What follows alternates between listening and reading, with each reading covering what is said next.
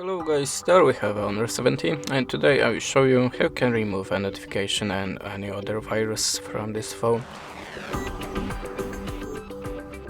So if you see something like, wrong browser, if you see something like that in your notification bar, that means you have a notification virus.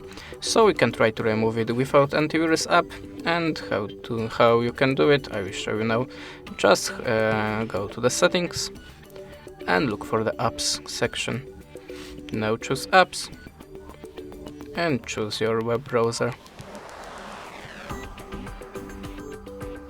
Now just go to the storage and clear data.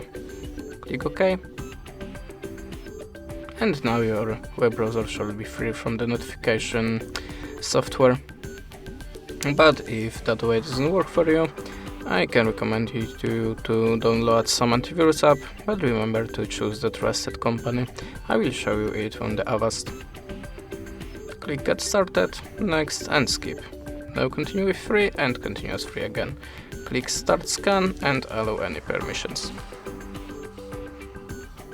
Now just choose your scan type. I will choose the regular, it's a little bit faster.